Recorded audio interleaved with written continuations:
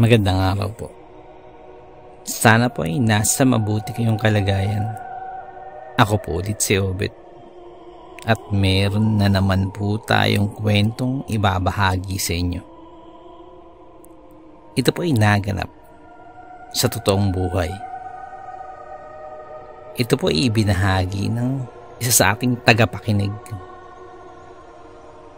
Mahigpit lamang pong tinagubili na huwag pong banggitin ang eksaktong lugar upang respeto sa kanilang mga taga-baryo.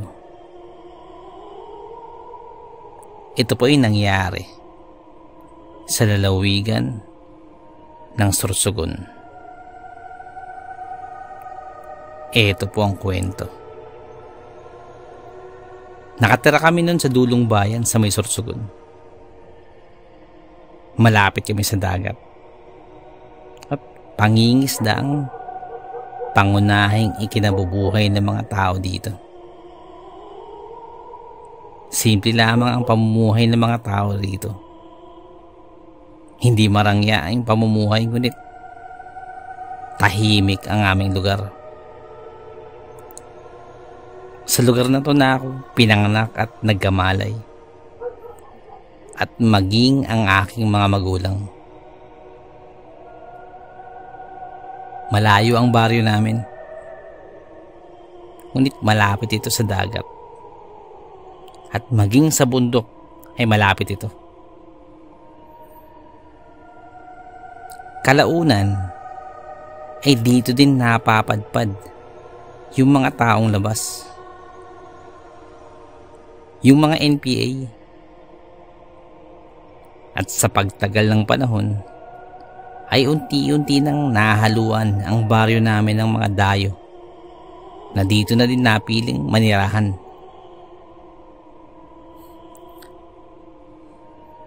Sa aming mga dito na talaga lumaki at likas na taga rito sa baryo, wala namang problema sa amin yun. Yun nga lamang, may mga paniniwala kami at kaugalian na taliwas sa kanila, na kung minsan binabaliwala na lamang nila dahil sa hindi naman talaga sila taga rito. Simula nung ako'y isilang sa baryo naming ito, hindi na bago sa akin ang mga kababalaghan. Yung tungkol sa mga nilalang na hindi pangkaraniwan o hindi nakikita, o yung mga engkanto, hitik na hitik sa kwento ang lugar namin na yan. Bagamat hindi pa ako nakakakita, yung sa actual talaga, pero naniniwala ako sa mga ganitong bagay. May isang pamilya dito na malapit sa amin ang nabibilang din sa mga taong labas o mga dayo lamang sa aming nayon. Siya si Mang Noli. At nung tumira na sila rito, natuto na rin mangisda bilang kabuhayan. Dito kasi pangingisda lamang at pagtatanim ang pwede mong pagkuhanan ng pagkain. Noong mga panahon yun ay sagana ang karagatan namin. Sagana sa yamang dagat at sa mga isda. Nang minsang mangisda sila Mang Noli at pumalaot, nung pagkabalik ng mga to, may dala-dala ang mga kasama nito. Medyo nagkakagulo sila at tila hindi mapakali. At nang aking matanaw mula sa aming kubo, ay tila pinagkakaguluhan nila yun, kasama ng iba pa naming kapitbahay. Nang iangat nila ang lambat, ay hindi ito kinaya ng isang tao. Sa aking muling pagsilip,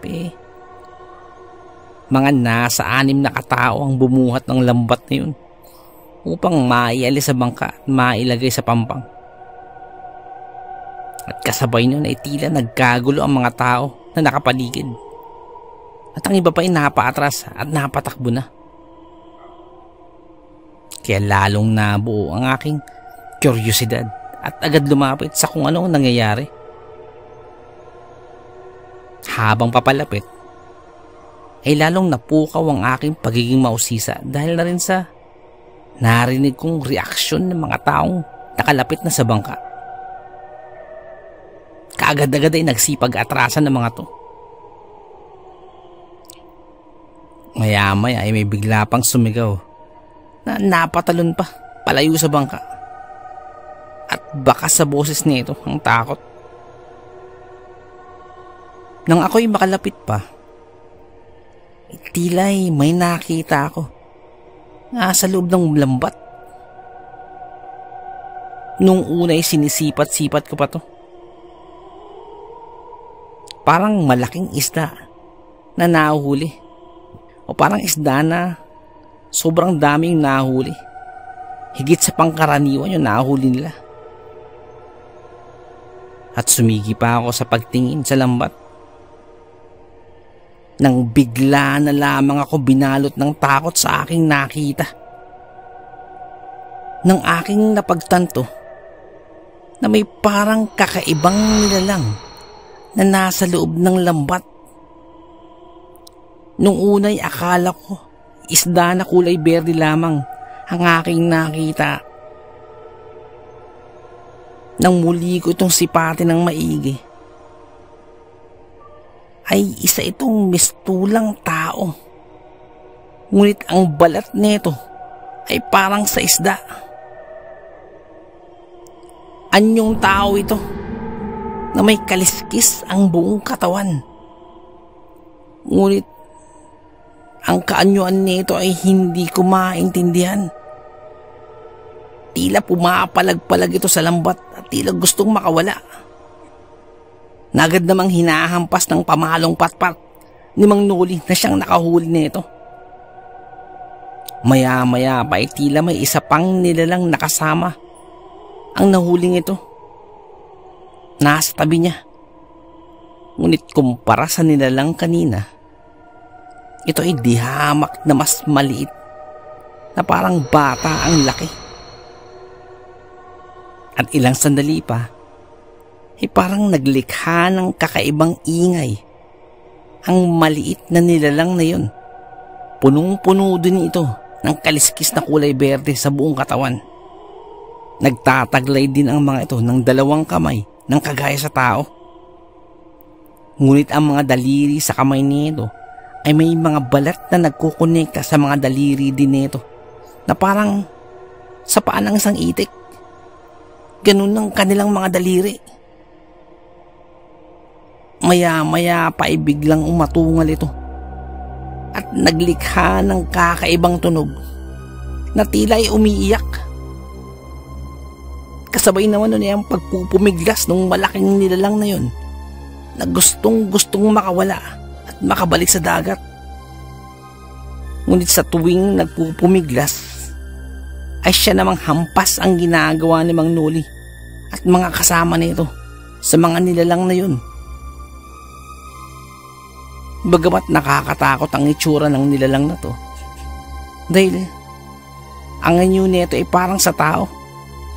Ngunit bukod doon ay kakaiba na ang kaanyuan nito. Ang kulay, yung hugis, ang kulay ng balat, yung mga mata, lahat ay kakaiba. Para itong taong isda na hindi ko maintindihan. Maya-maya pa ay naglilikha na naman ito ng tunog, ngunit sa pagkakataong ito ay makikita mo sa mata nito na parang nagmamakaawa na ito na makaalis. Hindi ko maunawaan ang kanyang nililikang tunog, ngunit dama ko ang paghingi ng tulong at pagmamakaawa ng nilalang na yun. Ngunit sa bawat maglilikha ang mga nilalang na yun ng kakaibang ingay na parang magmamakaawa, ay hampas at hambalos ang inaabot nito kila Mang Noli. Ako'y labis na nahabag sa sitwasyon at ang iba din naming mga kabaryo Lalo na yung mga matatagal na. Yung mga talagang dito na lumaki sa baryo namin. Yung mga likas na taga-baryo namin. Yung ibang matanda sa baryo namin ay nagsilapitan na rin. At nagsalita din kina Mang Noli. Nako, pakawalan nyo na yan. Ibalik nyo sa dagat. Kapag ang mga ganyang uri ay nagpapakita sa dagat, ay nangangahulugan ng masaganang pangingisda. Ibalik nyo sila kung saan sila nararapat. Sabi ni Aling Iska na isa sa pinakamatanda sa aming baryo, na sinang-ayunan din ng iba pa namin mga taga-baryo. Ngunit tila nagbibingi-bingian sila Mang Noli at mga kasama niya, na tila walang naririnig. Isa sila Mang Noli sa mga dayong pamilya sa amin. Sila ang mga sinasabi kong hindi naman talaga likas sa aming lugar, kaya medyo taliwas ang paniniwala sa amin. Pinagkibit balikat lamang ni Mang Noli ang panawagan ni Aling Iska. Maya-maya pa ay nagsalita si Mang Noli. Hindi, ibebenta ko to. May permiso naman ako mula sa barangay na magbenta ng mga isda. Gusto kong matikman ng karne nito, sabi pa ni Mang Noli. At dahil sa kagustuhan kong matulungan ng mga nilalang na yun, naglakas loob ako na ako na ang bibili. Bagamat wala akong pera noong mga oras na yun. Mang Noli, sige na, ako na bibili, sagot ko naman. O sige, bilhin mo sa halagang 2,000 piso, sagot naman ni Mang Noli. Noong mga panahon na yun, ganung halaga ay may kalakihan na. Lalo pa't nasa malayong baryo kami. Ang ganung halaga ay may tuturing ng malaking pera.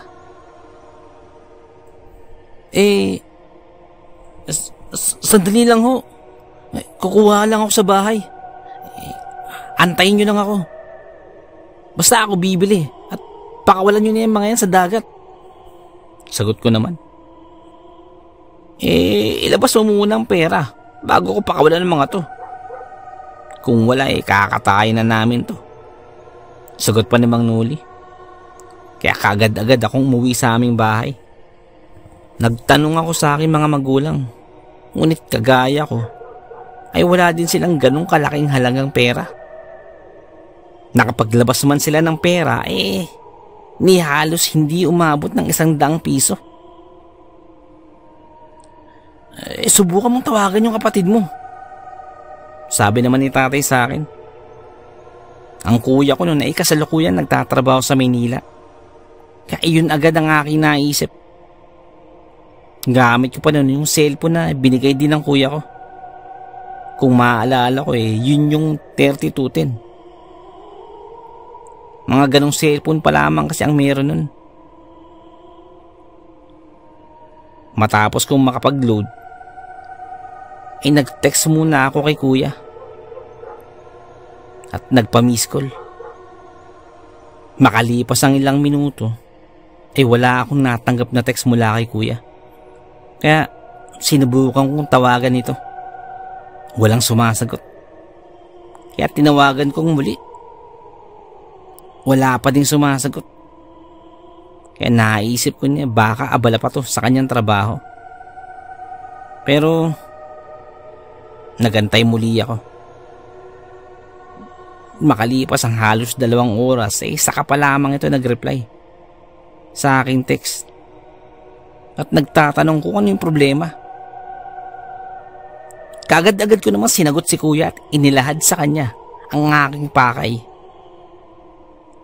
Ilang saglit pa ay tumawag na si kuya. Kaya agad ko itong sinagot.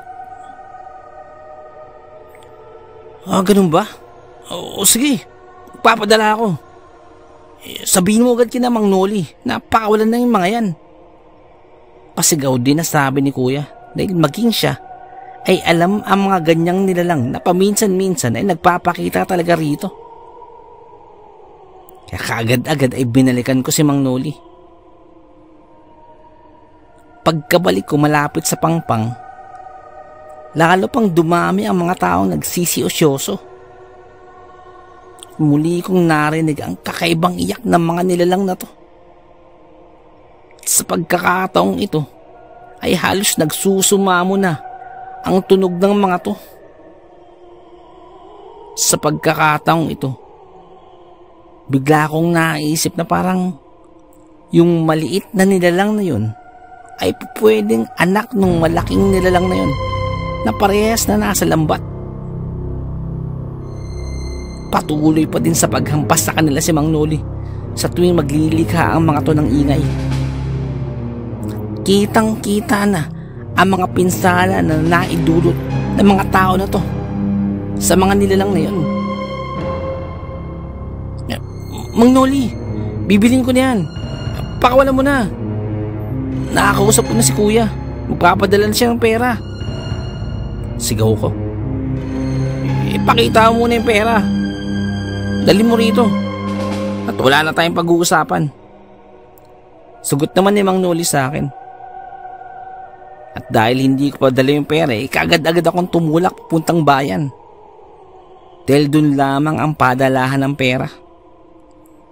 Yun nga lamang, babiyahe pa ako ng malayo.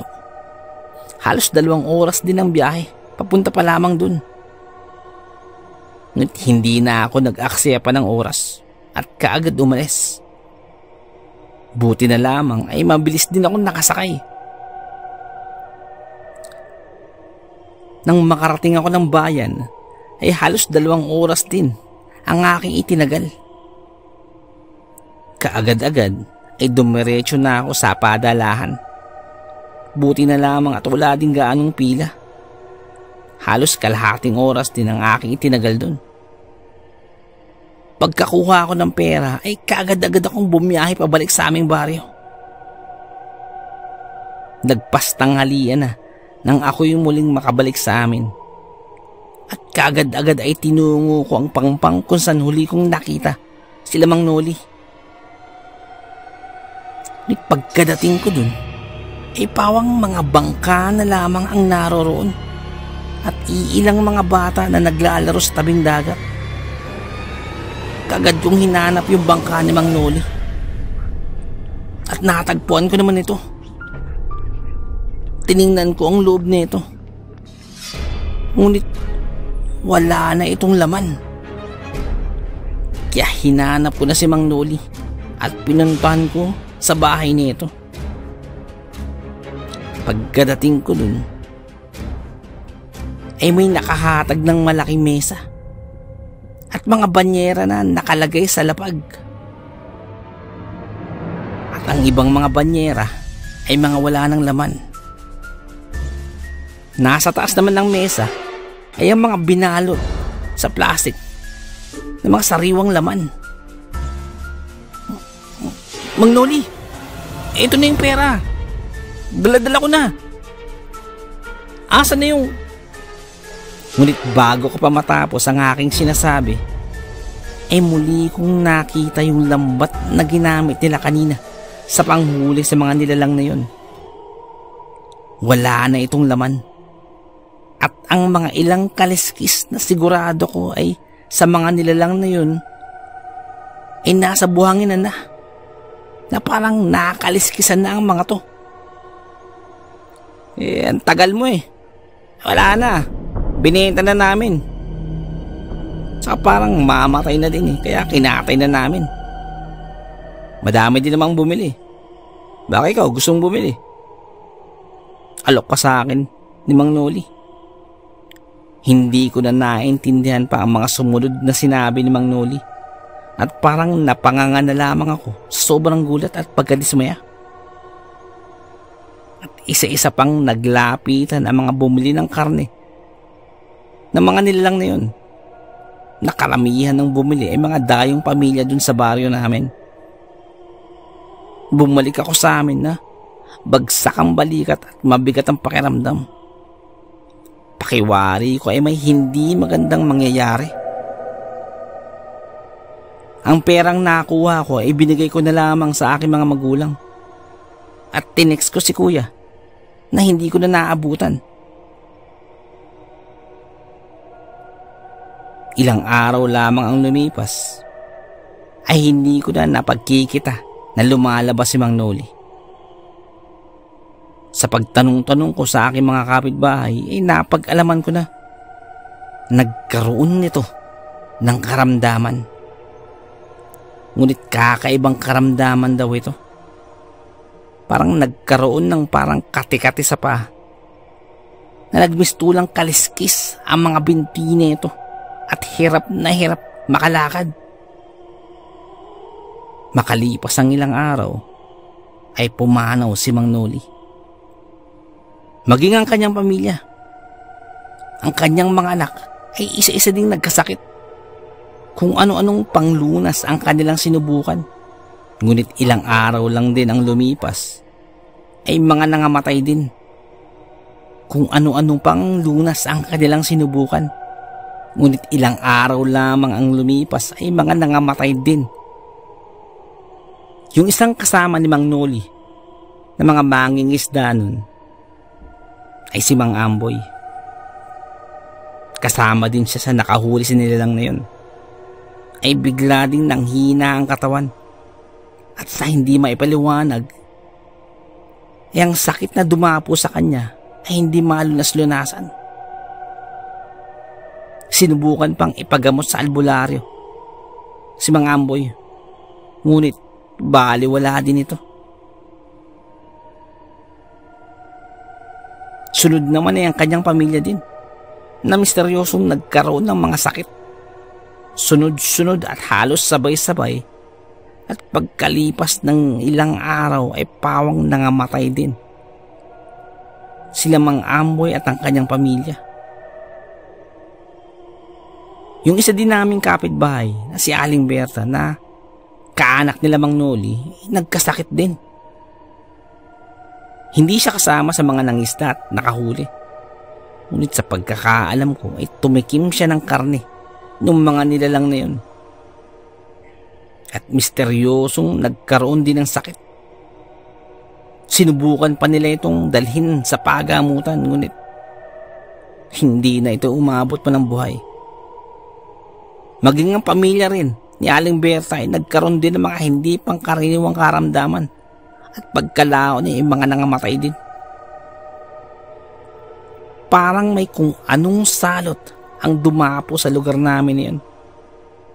At yung mga nakahuli at mga kumain sa mga nilalang na yun ay dinapuan ng mga hindi maipaliwanag na karamdaman. At pagkalipas ng ilang araw ay mga nangamatay. Maliban lang sa mga hindi kumain. Hindi naman malayong bahay namin sa mga nakahuli ng mga nilalang na yun. Pero ni isa sa amin, lalo na yung mga matatagal na sa baryo at mga likas na taga ron ay hindi kumain ng mga nilalang na yun. At lahat ng hindi kumain ay hindi nadapuan ng sakit noong mga panahon na yun.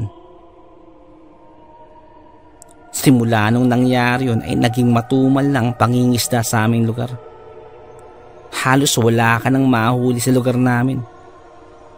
At kung makahuli man ng isda, ay konting-konti lamang. Hindi kagaya nung dati na talaga namang nag-uumapaw ang mga isda nun. Ngayon ay kinakailangan pang dumayo ng mga mangingisda sa mga malalayong parte ng dagat upang makahuli ng isda. Napakahiwaga ng ating mundong ginagalawan. Napakaraming bagay ang mahirap ipaliwanag. Pero nagaganap. Hanggang dito na lamang po. Salamat po sa pakikinig. Magandang araw po.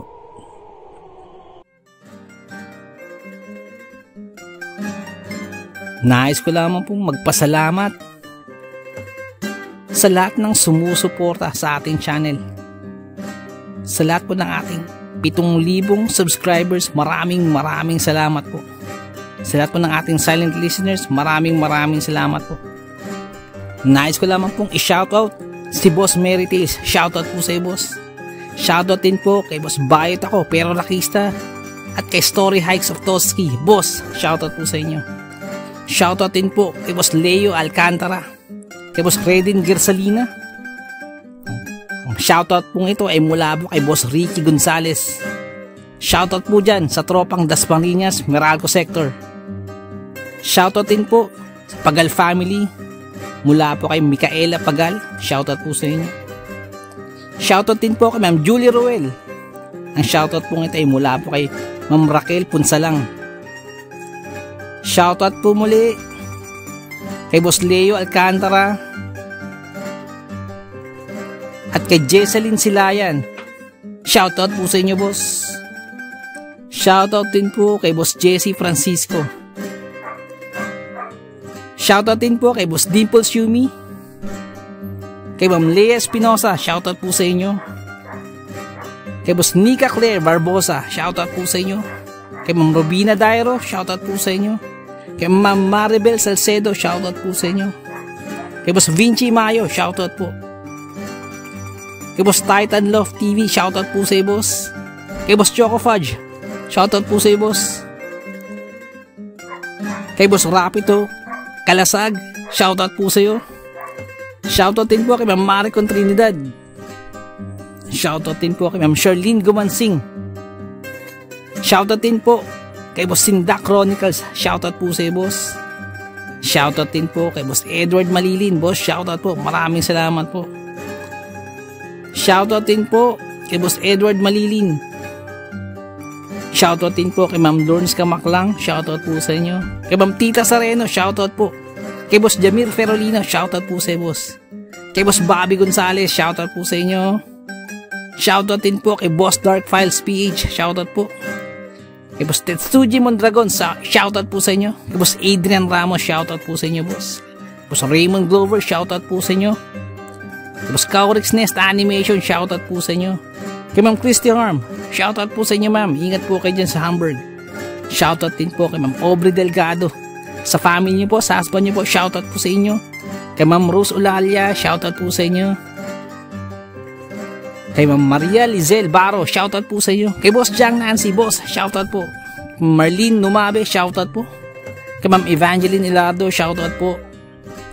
Shoutout din po kay Ma'am Olympia Pelgone. Shoutout din po kay Ma'am Carmelita Mabanag. Kay Boss Chris Pau Lobrigo, shoutout po sa inyo, boss. Kay Ma'am Jopay Bertulfo, shoutout po. Kay Boss Sai 1986 Vlog, shoutout po. Kay Boss Diggy and George, shoutout po sa inyo. Kay Ma'am Ana Sato, shoutout po sa inyo, ma'am. Kay Ma'am Ellen Lokias, shoutout po. Kay Boss Ethan, Andy and Family, shoutout po. Kay Boss JC, Helpful Tips by JC, shoutout po. Kay Boss Cho GD, shoutout po sa inyo, boss. Kay Boss Young's Live, shoutout po sa inyo, ma'am. Kay Boss Jimmy Pandong, shoutout po sa inyo, boss. Shoutout din po kay Boss Remis Kapampangan Recipes, shoutout po sa inyo. Kay Boss Wency 666, shoutout po. Kay Ma'am Joy Iglia, shoutout po sa inyo. Kay Boss Queenie, shoutout po sa inyo, boss. Kay Boss Best Mads, shoutout po sa inyo. Boss Jamer Bellarmino, shoutout po sa inyo dyan po sa Hong Kong. Shoutout din po kay Boss Alvin Cabardo. Shoutout din po kay Ma'am Neneng 3M, shoutout po sa inyo, ma'am. Kay Ma'am Sarah King, shoutout po sa inyo. Kay Ma'am Mary Asilar, shoutout po sa inyo. Ingat po dyan sa London. Shoutout din po kay Boss Juncy Castro. Shoutout din po kay Boss Annalyn. Maraming salamat po, ma'am. Kay Nestor Bauyon, Tatay Estong, maraming salamat po. Kay Ma'am Rose Escrela, shoutout po sa inyo. Kay Ma'am Eriza Miguel, shoutout po sa inyo, ma'am. Kay John Reynald Zacate, shoutout po sa inyo. Kay Boss Owen and Sarah Official, shoutout po sa inyo. Kay Ma'am Lira Stan, shoutout po. Kay Boss James, sa James Channel, shoutout po sa inyo. Kay Boss Christine Santos, shoutout po. Kay Ma'am Freya's Channel, shoutout po. Kay Boss Rady Guzman, shoutout po. Shoutout din po kay Ate Doris, Kilabot Channel, shoutout po sa inyo. Kay Ma'am Belen Kahayag, shoutout po. Kay Pinoy Kilabot at Misteryo, shoutout po sa iyo, boss. Kay Ma'am Filipina Palsayo, shoutout po. Shoutout din po kay Ate Elena Jimenez, shoutout po. Kay Boss Red, Kambal ni Red Rosal, shoutout po sa iyo, boss. Ma'am Gina Kalunod, shoutout po. Shoutout din po kay Sir Alex of Southern Mindanao Creepy Experience. Shoutout din po kay Boss Eli. Sir Eli, mga update Eli po. Shoutout din po kay Boss Tikya, alagaan mong pusa ni Tikya. Shoutout din po kay Boss Edsel Tan. Shoutout din po kay Rochelle Abiliar. Shoutout din po kay Boss King Lacuachera. Shoutout din po kay Boss Jason Alano. Kung naibigan po ninyo ang ating kwento, pakihit lang po ang like button, pati na din po subscribe. Pakiclick na rin po ang notification bell para updated po tayo sa ating mga kwento. Kung may nais po kayong sabihin, pakiiwan lang po sa ating comment section. Maraming salamat po.